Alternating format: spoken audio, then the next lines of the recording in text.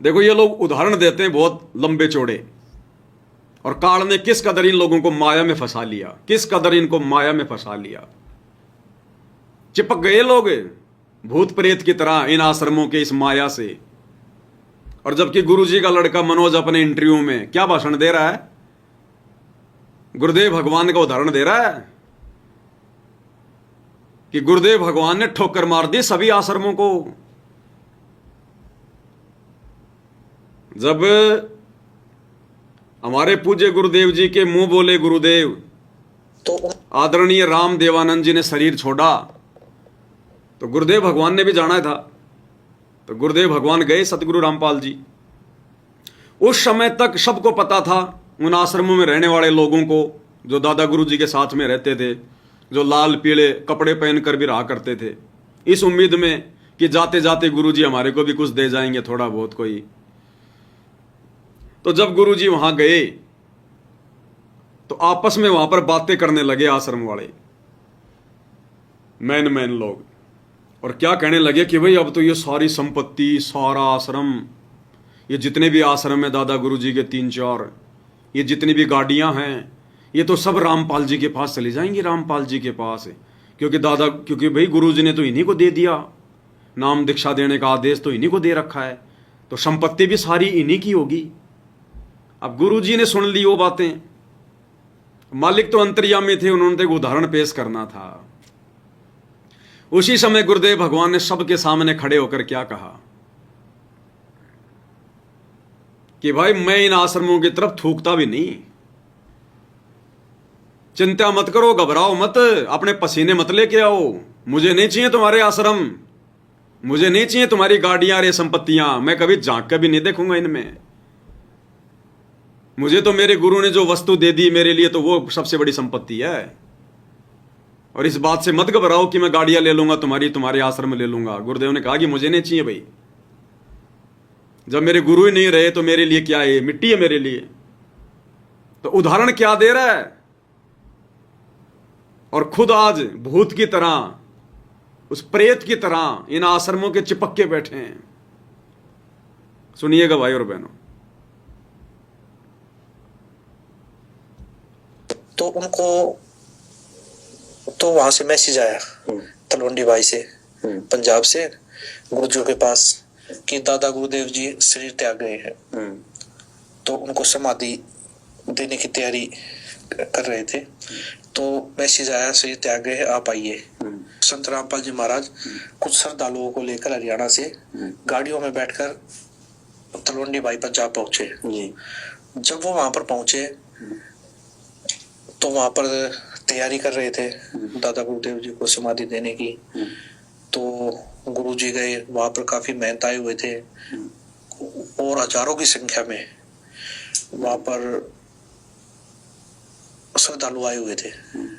फिर दादा गुरुदेव जी तो शरीर त्याग गए, तो उनको समाधि देने के लिए, तो वहां पर जब समाधि देने की तैयारी थी करी गई, समाधि दे दी गई। फिर समाधि देने के बाद वहां पर चर्चा, आपस में चर्चा कर रहे सारे जो बैठे, वो चर्चा हो रही, चर्चा ये हो रही, बातचीत चल रही है। बातचीत ये चल रही थी कि अब तो जितने भी आश्रम हैं, जितने भी शिष्य हैं, और जितनी भी वो व्यवस्थाएं हैं, या कोई सामान है, या कोई भी चीज वहां पर गाड़ी है, या जो भी व्यवस्था हो, तो अब संत रामपाल जी महाराज जी के पास होंगे।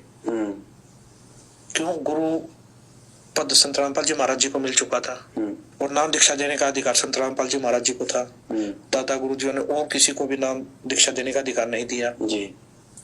तो ऑटोमेटिक जो पुराने, जो वहां के भगत थे, महंत थे, उनमें चर्चा हो गई कि अब तो सारा सिस्टम संत रामपाल जी महाराज जी लेके जाएंगे। तो गुरुजियों की जो बातचीत चल रही, तो गुरुजियों को ये बातें सुनाई दी कि बताई भक्तों ने आकर, जो गए जी ऐसे ऐसे चर्चा चल रही है।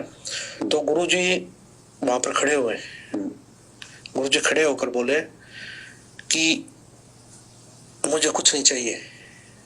अच्छा।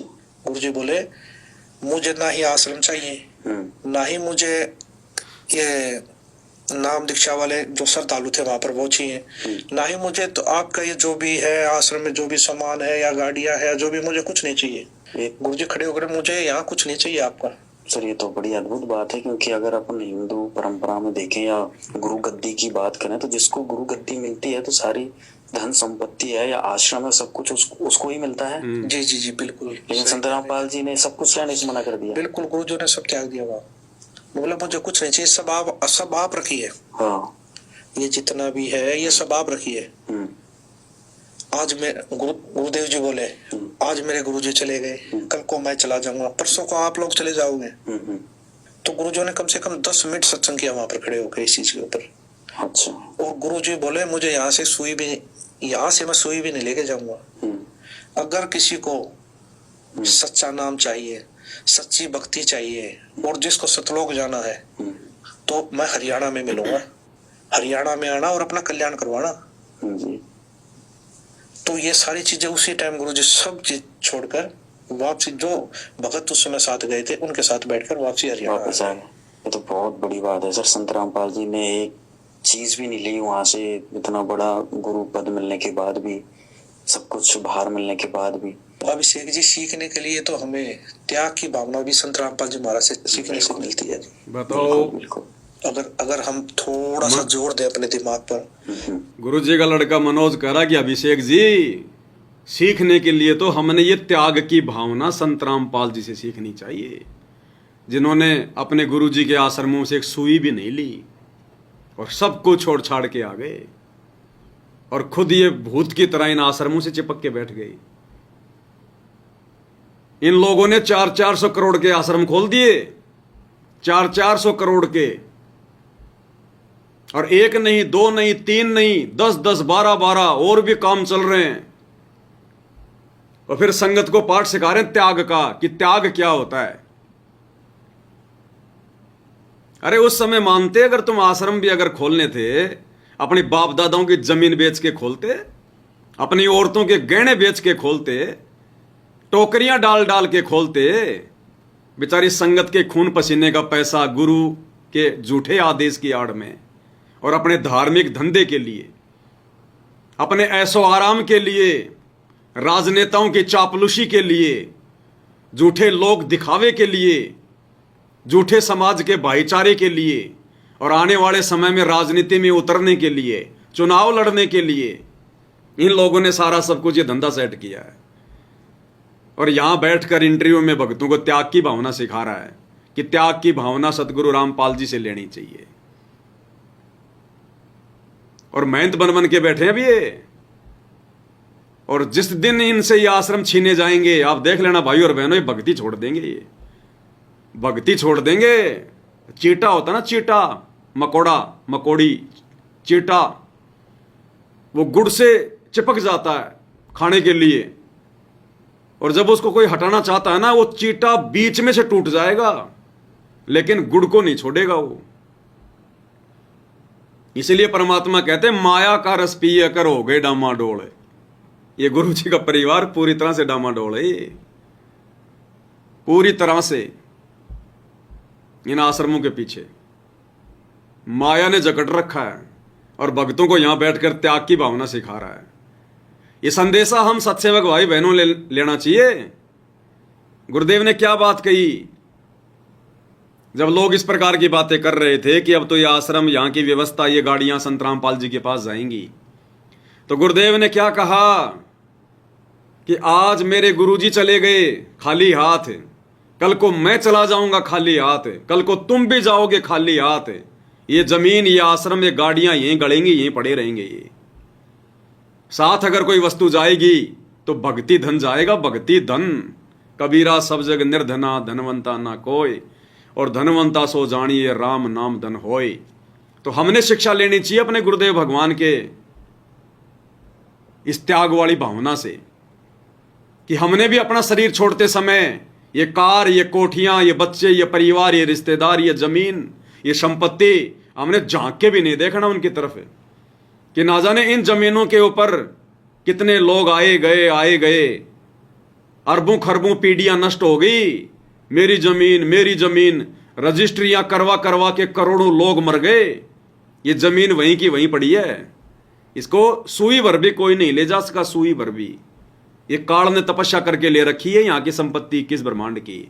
हम तो झूठे दावेदार बन के बैठे हैं, झूठे दावेदार, मेरी मेरी मेरी। इब्राहिम सुल्तान को समझ में आई ये बात, राजे को ठोकर मार के आ गया कि ये तो काल की है, इसमें रह के मैं भक्ति नहीं कर सकता। तो आप उन भगत भाई बहनों ने गुरुदेव के इस त्याग वाली भावना से सबक लेना है, शिक्षा लेनी है, उदाहरण है। जितना गुरुदेव ने जिन जिन भगत भाई बहनों को दे रखा है, किसी की कोई पुश्तैनी संपत्ति है, किसी की कोई पैतृक संपत्ति है, हमने केवल उनका सदुपयोग करना है। हमारी भक्ति को बढ़ाने में हमने उनके पीछे चिपक के नहीं रहना कि ये मेरी ये मेरी ये मेरी, वहीं पे फंस के रह जाएंगे। हमने केवल सदुपयोग लेना इन। ये मकान चाहे आपका कितना भी बड़ा क्यों ना हो, आपके बाप दादा कितना भी बड़ी हवेली क्यों ना बना के गए हो, हमने केवल भक्ति करने के लिए, सर ढकने के लिए चाहिए, हवेली दिखाने के लिए नहीं चाहिए। उस हवेली को देख देख के मन में खुश नहीं होना चाहिए कि मेरे पास इतनी बड़ी हवेली, इतनी बड़ी हवेली। जैसे वो तेरे बाप दादा वो चले गए उस बड़ी बड़ी हवेली को बना के छोड़ के, तू कितने दिन रहेगा। परमात्मा ने इब्राहिम सुल्तान को यही तो कहा था कि भैया मुझे तेरी इस सराय में एक किराया दे दे, मुझे किराया दे दे तू कमरे पे। तो इब्राहिम ने सोचा कि भोला आदमी है, इसको पता नहीं है। अरे बोला भोले आदमी, ये तुझे कोई ये सराय दिखाई दे रही है क्या, ये धर्मशाला दिखाई दे रही है, ये तो मेरा महल है, राजा का महल। बोले भाई आज से पहले इसमें कौन था?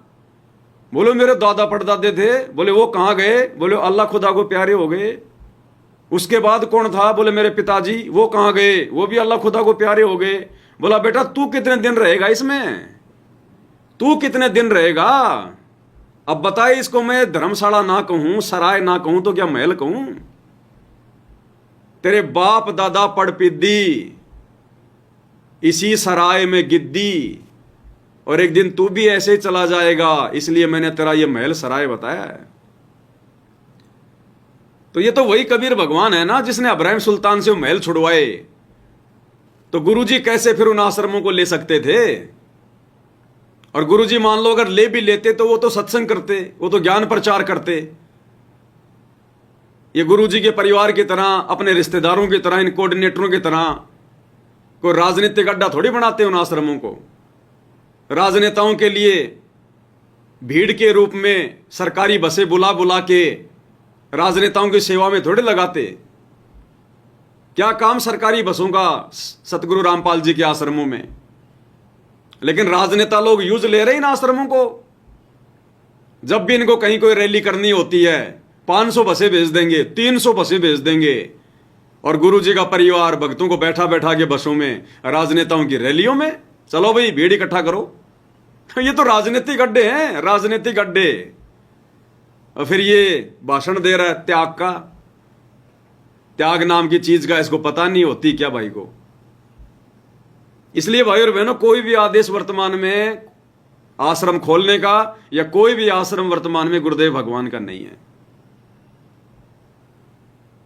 अब आने वाले समय में देखेंगे जब इन लोगों को ये आश्रम छोड़ने का टाइम आएगा, जब ये छोड़ेंगे क्या, उस समय देखेंगे। देखे ये सैकड़ों गाड़ियां जो तुमने इकट्ठी कर रखी हैं, ये 400 बीघा में, 300 एकड़ में जो तुमने आश्रम बना रखे हैं, करोड़ों करोड़ों रुपए लगा दिए तुमने, 400 करोड़ रुपए लगा दिए एक एक आश्रम में। दुनिया भर के आडंबर शुरू कर दिए, पाखंड शुरू कर दिए तुमने उनमें। जब तुम्हारा समय आएगा छोड़ने का तब पता चलेगा त्याग क्या होता है। बैठ के भाषण देना बहुत बहुत बढ़िया लगता है, लेकिन जब तुम्हारा समय आएगा ना तब पता चलेगा त्याग क्या होता है।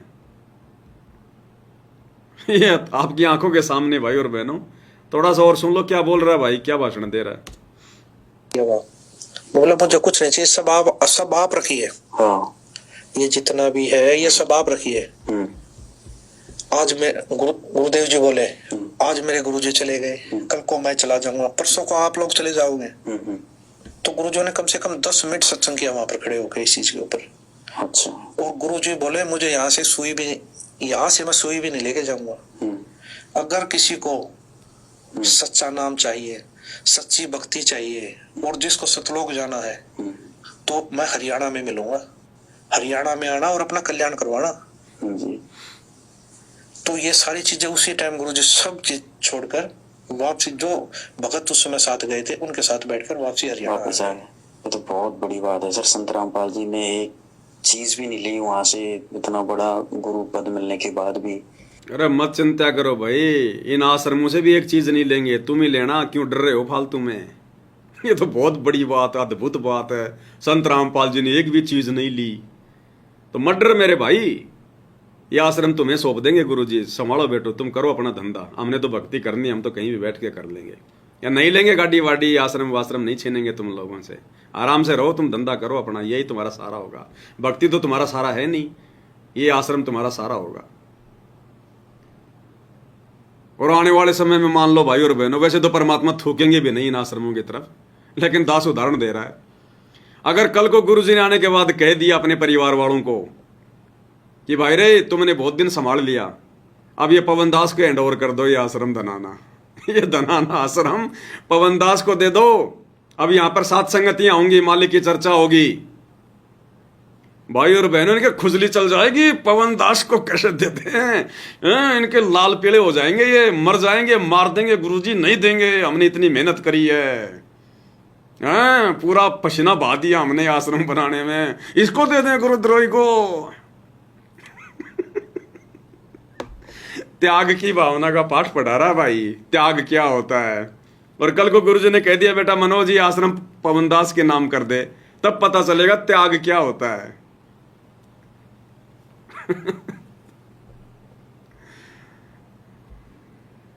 सब कुछ बाहर मिलने के बाद भी अभिषेक जी सीखने के लिए तो हमें त्याग की भावना भी संत रामपाल जी महाराज से सीखने को मिलती है। बिल्कुल बिल्कुल। अगर हम थोड़ा सा जोर दें अपने दिमाग पर, थोड़ा सा सोचें, थोड़ा सा क्या, तुम थोड़ा सा दिमाग पे जोर दे, फट जाएगा तुम्हारा दिमाग, भरा पड़ा इनमें गोबर, और कुछ नहीं समाएगा। इतना मोटा हो रहा है ये थोबड़ा, इसमें नहीं समाएगी और बात, मत सोच लेना, फट जाएगा ये। थोड़ा सा जोर दें। वापस आ गए। ये तो बहुत बड़ी बात है सर। संत रामपाल जी ने एक चीज भी नहीं ली वहां से, इतना बड़ा गुरु पद मिलने के बाद भी, सब कुछ बाहर मिलने के बाद भी। अभिषेक जी सीखने के लिए तो हमें त्याग की भावना भी संत रामपाल जी महाराज से सीखने को मिलती है। बिल्कुल बिल्कुल। अगर हम थोड़ा सा जोर दें अपने दिमाग पर, थोड़ा सा सोचें, तो इतना बड़ा त्याग करना, ये भी हमें संत रामपाल जी महाराज से सीखने को मिलता है जी। आज तक इतना बड़ा त्याग करना, अरे नालायकों, वे परमात्मा है, परमेश्वर हैं, उनके लिए तो कुछ भी नहीं है। जब उन्होंने 21 ब्रह्मांड काल को दे दिए, उन 21 ब्रह्मांडों के आगे वो 5 आश्रम क्या हैं? ये परमात्मा मान रहे हैं। अरे जिन्होंने 21 ब्रह्मांड का त्याग कर दिया, उस 21 ब्रह्मांड के अंतर्गत ही तो हैं ये 5 आश्रम, छोटे से दिखाई भी ना दें। जब भगवान ने 21 ब्रह्मांड का त्याग कर दिया, काल को दे दिया, और 7 शंख ब्रह्मांड अक्षर पुरुष को दे दिया, त्याग कर दिया, ये वही परमात्मा है सतगुरु रामपाल जी के रूप में, बहुत बड़ा त्याग कर दिया। बस इतनी महिमा क्या भगवान की। इनको तो भाई और बहनों अचंभा हो रहा है कि संत रामपाल जी ने छोड़ कैसे दिया। इनकी नजरों में तो छोड़ना नहीं था, सतगुरु रामपाल जी ने चिपक के रहना था। बहुत बड़ा त्याग कर दिया। में मिलूंगा, हरियाणा में आना और अपना कल्याण करवाना जी। तो ये सारी चीजें उसी टाइम गुरुजी सब चीज छोड़कर वापसी, जो भगत उस समय साथ गए थे उनके साथ बैठकर वापसी हरियाणा वापस आ गए। ये तो बहुत बड़ी बात है सर। संत रामपाल जी ने एक चीज भी नहीं ली वहां से, इतना बड़ा गुरु पद मिलने के बाद भी, सब कुछ बाहर मिलने के बाद भी। अभिषेक जी सीखने के लिए तो हमें त्याग की भावना भी संत रामपाल जी महाराज से सीखने को मिलती है। बिल्कुल बिल्कुल। अगर हम थोड़ा सा जोर दें अपने दिमाग पर, थोड़ा सा सोचें, तो इतना बड़ा त्याग करना, ये भी हमें संत रामपाल जी महाराज से सीखने को मिलता है जी। आज तक तो गुरु गद्दियों की बात करें तो दूसरे जो संगठन है या दूसरे जो पंथ है उन पे तो महाभारत हो जाती है गुरु गद्दी को लेके, लेकिन संत रामपाल जी महाराज ने तो हाथ तक भी नहीं लगाया इन चीजों। अभिषेक जी, एक बात और बताना चाहूंगा मैं। जी। पाठ और सत्संग इतने बढ़ गए थे, गुरुदेव जी इतने व्यस्त हो गए थे पिताजी, मेरी शादी थी। अच्छा। मेरी शादी थी घर में, हाँ। और संत रामपाल जी महाराज मेरे पिताजी पूना में सत्संग कर रहे थे। अच्छा, उस दिन पुणे में थे? पुणे में थे। और पुणे, तो इसको दुख हो गया कि मेरे शादी में क्यों नहीं आए गुरुजी, मेरे पिताजी मेरे शादी में क्यों नहीं आए। भाई और बहनों, ये बातें इनके पल्ले नहीं पड़ रही बिल्कुल भी। केवल गुरुजी इनके मुख से निकलवा रहे हैं, इनकी समझ से बाहर की बातें हैं ये। कह रहे हैं जब मेरी शादी थी तो मेरी शादी में भी गुरुजी नहीं आए। उस समय गुरुजी पूना महाराष्ट्र में सत्संग कर रहे थे। यहां पर हम सत्सेवक भाई बहनों ने विचार करना है। कीट न जाने भृंग को सतगुरु कर ले आप समान। और जब तक हम सतगुरु के समान नहीं बनेंगे, हालांकि वे पीव हैं, परमात्मा है, और जीव कभी पीव नहीं बन सकता, लेकिन उनके जैसे गुण हमने धारण करने पड़ेंगे जो उन्होंने यह भूमिका निभाई एक भगत की। इसलिए दास आप लोगों को इतने वर्षों से कहता हुआ आ रहा है, मालिक के आशीर्वाद से, ज्ञान आधार से, कि यदि हमने भक्ति मार्ग पर सफल होना है तो अपने गुरुजी के भगत वाले जीवन को देखना पड़ेगा। और ये मनोज वही बात बता रहा है कि गुरुजी मेरी शादी में भी नहीं आए। उस समय गुरुजी पूना में सत्संग कर रहे थे। फिर आज हम भगत भाई बहन रिश्तेदारों में, रिश्तेदारियों में, व्याह में, शादी में, प्रोग्राम में क्यों जा रहे भाई? गुरुजी से क्या शिक्षा ली फिर हमने? क्या शिक्षा ली?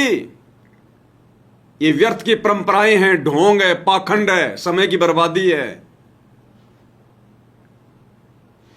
परमात्मा ने विधि बता दी, रमेणी भगत आपस में मिलकर, अगर परमात्मा ने संयोग जोड़ रखा, संबंध जोड़ रखा है, तो बहुत ही सिंपल सादे तरीके से।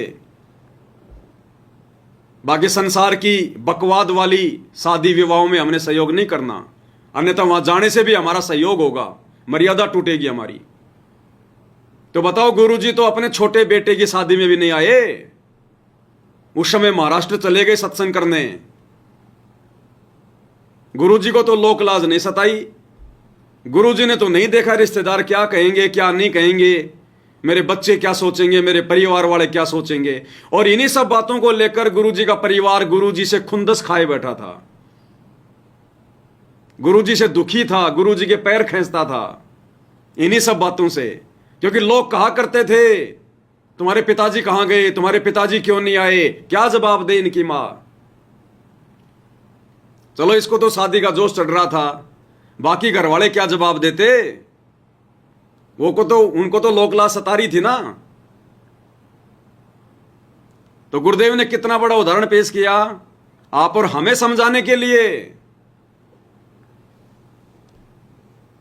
कि भक्ति करके यहां से पीछा छुटाओ।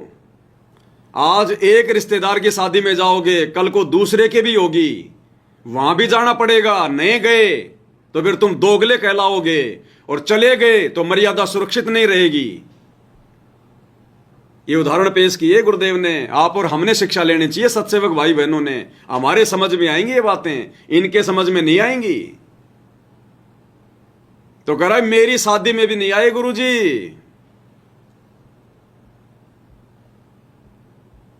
पर हम थोड़ा सा जोर दें अपने दिमाग पर, थोड़ा सा सोचें, तो इतना बड़ा त्याग करना, ये भी हमें संत रामपाल जी महाराज से सीखने को मिलता है। जी। आज तक तो गुरु गद्दियों की बात करें तो दूसरे जो संगठन है या दूसरे जो पंथ है उन पे तो महाभारत हो जाती है गुरु गद्दी को लेके, लेकिन संत रामपाल जी महाराज ने तो हाथ तक भी नहीं लगाया इन चीजों। अभिषेक जी, एक बात और बताना चाहूंगा मैं। जी। पाठ और सत्संग इतने बढ़ गए थे, गुरुदेव जी इतने व्यस्त हो गए थे पिताजी, मेरी शादी थी। अच्छा। मेरी शादी थी घर में। हाँ। और संत रामपाल जी महाराज मेरे पिताजी पूना में सत्संग कर रहे थे। अच्छा। दूसरी बात, इसकी शादी थी, इसने रमणी नहीं करी भाई और बहनों। जबकि उस समय इसने गुरुजी से नाम भी ले लिया था, पूरे परिवार ने गुरुजी से नाम ले लिया था, और गुरुजी ने इनको मना भी किया होगा कि भैया ये सांसारिक रीति रिवाज वाली शादी मत करो, मर्यादाएं टूटेंगी। नहीं माने। इस मनोज की रमणी नहीं हुई, इसकी शादी हुई है, खुद कह रहा है ये। और इसीलिए गुरुजी नहीं आए। आशीर्वाद देने के लिए। इसीलिए गुरुजी नहीं आए आशीर्वाद देने के लिए। अगर ये रमेणी करता तो कहां करता, इसको आश्रम में करनी पड़ती रमेणी। रमेणी के लिए ये परिवार तैयार नहीं था। अब रमेणी नहीं कर रहे हो तो गुरुजी भैया पाखंड में पाव नहीं देते। तो गुरुजी ने मना कर दिया, नहीं आए गुरुजी, क्योंकि रमेणी ये करने को तैयार नहीं थे। इनको समाज की लोकलाज का भय था, लोग क्या कहेंगे, रिश्तेदार क्या कहेंगे, और भगत बने बैठे सारे के सारे। तो नहीं आए गुरुजी कि भैया रमेणी करोगे तो ठीक है, मैं आशीर्वाद देने आ जाऊंगा, अन्यथा मैं तो नहीं आऊंगा तुम्हारी शादी विवाह में। तो नहीं आए परमात्मा। पाठ और सत्संग इतने बढ़ गए थे, गुरुदेव जी इतने व्यस्त हो गए थे पिताजी। मेरी शादी थी, अच्छा, मेरी शादी थी घर में, और संत रामपाल जी महाराज मेरे पिताजी पूना में सत्संग कर रहे थे। अच्छा, उस दिन पुणे में थे? पुणे में थे, और पुणे में सत्संग कर रहे थे वो। मतलब अभी शादी में भी नहीं आए हो? जी, वो जन कल्याण के लिए, विश्व कल्याण के लिए इतने समर्पित हो चुके थे कि उनको ये भी ध्यान नहीं था कि आज मेरे लड़के की शादी है। ओहो, बहुत ही रोचक बात है सर आपने बताई। और बताओ अब ये क्या समझ रहे हैं गुरुजी को? मानुष कहते हैं मेरे पिताजी को, गुरुजी को ये भी ध्यान नहीं था कि आज मेरे बेटे की शादी है। मतलब गुरुजी को क्या समझ लिया इन्होंने? ये कहां से अंतर्यामी मानेंगे परमात्मा को? कहां से ये परमात्मा मानेंगे? कहते हैं मेरे पिताजी को यह भी नहीं पता था कि आज मेरी शादी है। अरे नालायकों, कोई इंसान तो भूल सकता है, कोई तेरे मेरे जैसा इंसान तो भूल सकता है। ये आचार्य शंकराचार्य की भूल पड़ सकती है क्या? सतगुरु रामपाल जी इस परमेश्वर को भी नहीं पता था कि आज मेरे बेटे की शादी है, आज मनोज की शादी है? कह रहा गुरु जी को भी पता नहीं चला कि आज मेरी शादी है। अब सोचो ये क्या मान रहे होंगे गुरु जी को। आने वाले समय में इनके इंटरव्यू देख देख के लोग हंसा करेंगे कि वह बहुत अच्छी कॉमेडी करके चला गया। अभी नहीं आया जी, वो जन कल्याण के लिए, विश्व कल्याण के लिए इतने समर्पित हो चुके थे कि उनको ये भी ध्यान नहीं था कि आज मेरे लड़के की शादी है। ओहो, बहुत ही रोचक बात है सर आपने बताई। और ये नोट कर ले, बहुत ही रोचक बातें हैं ये, दोबारा नहीं मिलेंगी सुनने को। बहुत ही रोचक बातें हैं। बताओ, ये कोई कॉमिक्स की बात चल रही है, कोई नोवेल की बात चल रही है क्या? रोचक बातें हैं, बहुत ही आनंद आ रहा है इसको तो ये बातें सुन सुन के। भी विचार नहीं करते, ये आनंद ले रहा है कि उनको ये भी ध्यान नहीं था कि आज मेरे लड़के की शादी है। ओहो, बहुत ही रोचक बात है सर आपने बताई। और ये संत रामपाल जी महाराज के जितने भी फॉलोअर्स हैं, उनके भक्त हैं, ये सारी जो बातें आपने अनसुनी बातें बताई, ये बहुत ही अद्भुत थी। और कहीं ना कहीं बहुत ज्यादा आज की हमारी चर्चा से बहुत सारे भक्तों की आंखें खुलेंगी तुम्हारी चर्चा से, आज की चर्चा से।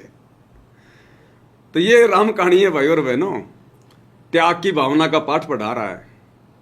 और आश्रमों से जैसे कोई प्रेत अपनी हड्डी से चिपक के बैठ जाता है, ऐसे इन आश्रमों से चिपक के बैठे हैं ये। जब छोड़ने का समय आएगा तब पता चलेगा, इनके पसीने आएंगे इनके।